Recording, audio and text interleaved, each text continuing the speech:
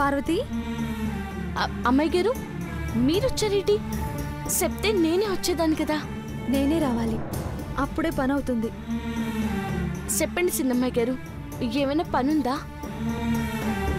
నీ మనసులో దేవాబావ ఉన్నాడో లేడో కనుక్కోవడమే నా పనిగా పెట్టుకుని ఇక్కడికొచ్చాను పార్వతి. చెప్పండి చిన్నమ్మాయి గారు. నిన్ను చూసుకోవడానికి అబ్బాయి వాళ్ళు వస్తున్నారని తెలుసు కదా.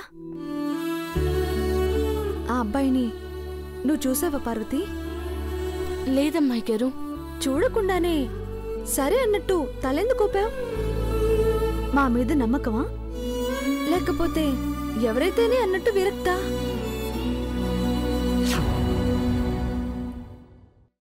పెళ్ళంటే ఇష్టం లేనప్పుడు మెళ్ళో తాళి కట్టేవాణ్ణి చూడరు. ఇద్దరు పిల్లలు పుట్టాక కూడా ఆ మనిషిని సరిగ్గా చూసుండరు. ఆడవాళ్ల మనస్తత్వం ఏంటో నాకు తెలుసు పార్వతి. రాజీ పడినట్టే ఉంటారు గాని గుండెల్లో దాగి ఉన్న సముద్రాన్ని కళ్ళల్లోకి రానివ్వకుండా జాగ్రత్త పడుతూనే ఉంటారు. అడిగిన దానికి సరిగ్గా సమాధానం చెప్పని నీకు కూడా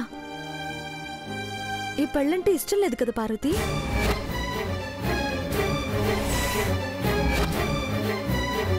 అమ్మాయి గారు, పర్లేదు చెప్పు.